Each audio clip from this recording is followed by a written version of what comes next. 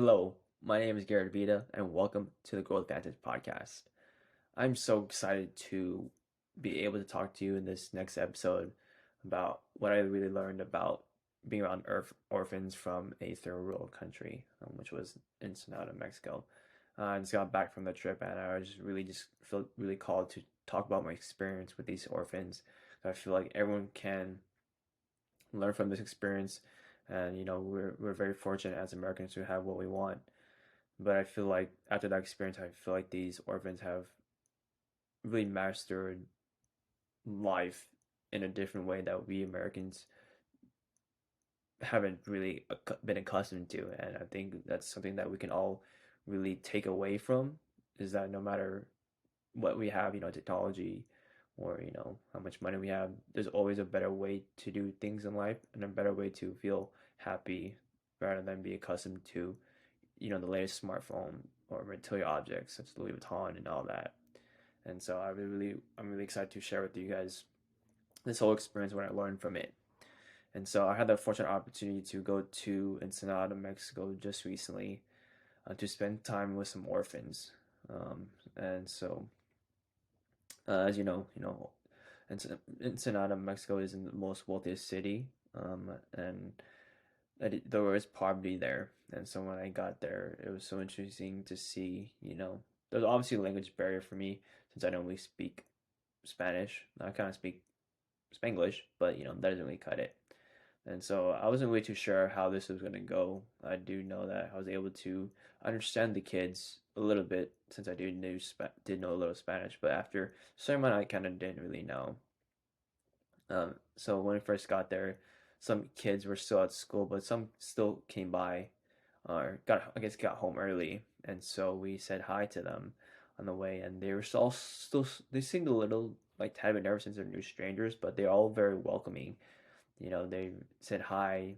One little girl gave us a hug, and so it was an awesome experience so far. And so when all the kids come after lunch, and we actually get to spend time with them. Some of us played soccer, some of us just hung out with them, some were playing the swing sets. And so I had the fortunate opportunity to play soccer. I suck at soccer, and that's the most I've ever played soccer, but I'm so glad I got to get to know these kids through soccer as well as to being around them. And throughout the whole experience, the kids were just so happy with what they have. They didn't really have much in their life since they are in a third world country. But I will tell you that they are definitely happier than most people are here in the United States. I feel like they were just so happy to be in the moment, to be welcomed by us and to be around us, and they were just playing and being so happy. It was so interesting to see, despite not having, Xboxes, the latest new phones, they were so much more content than I've seen kids here in the States, as well as they weren't really bothered by what they didn't have, but they were really just focused on what they do have, that was each other and as well as us. And it was so interesting to see that perspective from these kids. I feel like they really learned that very well at their ages. They really just embrace what they have and not what they didn't have. And so they were really just welcoming as well. And as we grew up the whole time playing them, as I was thinking, I was like, how are these kids so happy? I took the next few days after that we finished that day, really thinking about how these kids be so happy and content with life, with not having much. And it took me about like 2 3 days to really, I guess, have a concept of what really drives that, I guess, motivation to be that happy or drives that happiness. And the one thing I got from it was that they really mastered a wholehearted, consistent gratitude. And I'm so glad that I learned that through there, because if I didn't go to that orphanage, I don't think I would have ever learned that lesson. And it was so interesting to see how much grateful for they are what they have. The food that they're able to have, the ability to go to school, they're able to play with friends, and I think part of that was really for them to really see what they when they first initially had into now, because not too long ago these kids didn't have a new building, they didn't have as much food, didn't have as much clothes and opportunity as to go to school, but now they do. And so I think from that experience and really having more people from the US come visit them, I think they really embraced, what they do have consistently. I think even though I'm not there with them, I do feel that they really are grateful every single day in and out for what they have, to be able to go to school, to be able to play with each other, to be able to have clothes, to be able to eat.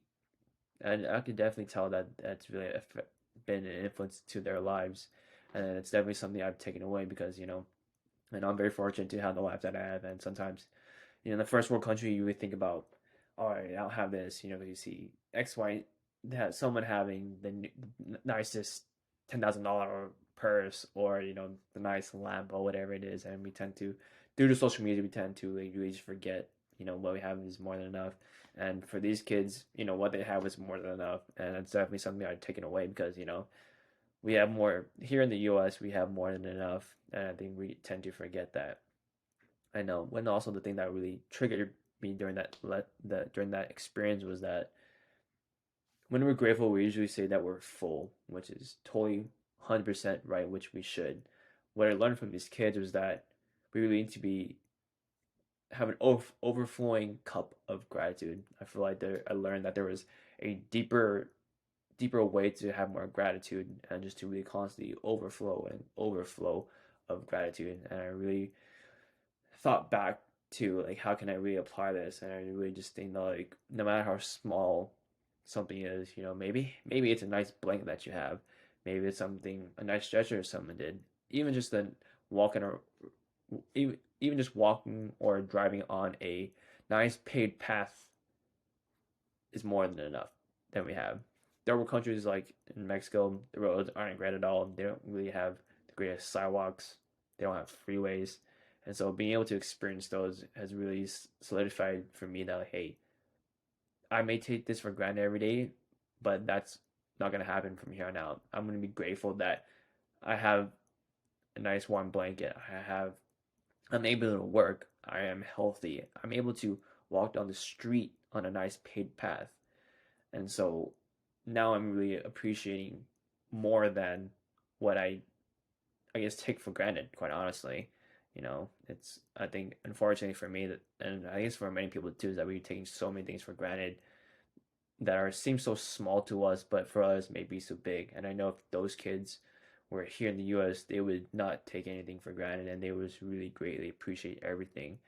And it's definitely something I've definitely taken away from this experience and being around these kids, and I will never forget them.